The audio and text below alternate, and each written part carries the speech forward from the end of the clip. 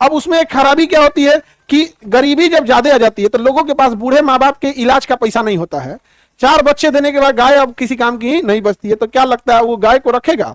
नहीं। अब यहां से चालू होता है गाय कटना, कि अगर गाय 3-4 बच्चे देने के बाद अब उसकी प्रोडक्टिविटी खत्म हो जाती है, तो किसान कहता है कि हम इसको क्या करेंगे। तो किसान के पास गांव गांव में एक दलाल घूमता है, वो कहेगा दाम हमरा 20,000 में दे दो, 15,000 में दे दो।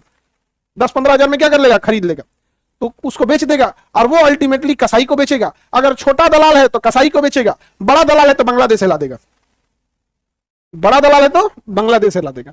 तो भारत से गाय काटने के लिए कहां चली जाती है? बांग्लादेश चली जाती है। और हमारे यहाँ यही एक बड़ी समस्या है, क्योंकि जो काटने वाला जो कसाई देख रहे हैं ना, ये बहुत कम गाय काटता है। असली काटते हैं स्लॉटर हाउस वाले, जो फैक्ट्री में काटते हैं से 1 मिनट में वो लोग 1000 गाय काट सकता है, उसकी इतनी बड़ी कैपेसिटी 1 मिनट में। अब आप सोचिए, जो दुबई गाय को एक्सपोर्ट कर रहा होगा गाय का मीट, जो कंपनी सबसे ज्यादा इस मामले में उत्तर प्रदेश आगे, सबसे आगे कौन राज्य है? उत्तर प्रदेश, क्योंकि बड़ा भी है, कैटल्स भी वहां ज्यादा हैं। सोचिए कि जो गाय का मीट भारत से यूरोप जा रहा है वो 4 किलो काटता होगा। कौन व्यापारी बाहर बेचता? जिसका 100 बीघा जमीन है वो तो गेहूं विदेश बेचिए नहीं पा रहा है। सोचिए जो गाय काटता होगा। तो गाय काटने वाले ने, अभी जो सुप्रीम कोर्ट ने ऑर्डर दिया था कि ये जो इलेक्टोरल बॉन्ड है उसका खुलासा कीजिए, उस गाय काटने वाली कंपनी को इतना प्रॉफिट हुआ था कि 200 करोड़ रुपया चंदा दिया था। कितना चंदा दिया था? अब इस बात से अंदाजा लगा लीजिए ईंधन चंदा कितना देता? अपनी कुल संपत्ति का 0.% 1% नहीं देता है। तुम किसी को कितना ही चंदा दोगे? 500, 1000, 2000, स्टूडेंट लोग 100-50 रुपया। सोचिए जो व्यक्ति 200 करोड़ रुपया चंदा दिया होगा, वह व्यक्ति कितना अमीर हुआ होगा और कितनी गाय काटा होगा।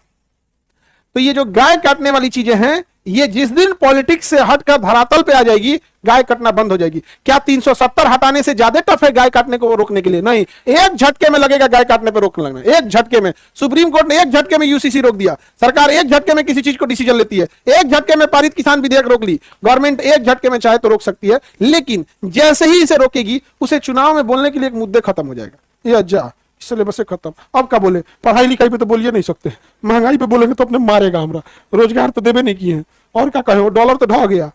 अब क्या बोले? चालू कराओ, काटे दो, काटे दो, काटना चालू करो। क्या करो? काटना चालू करो। भाई कटवा रहा है तुम, कटवा रहे हो तुम, और जान के ताज्जुब होगा जीएसटी उस पर कम है शिक्षा से, शिक्षा से कम जीएसटी है गाय काटने पे।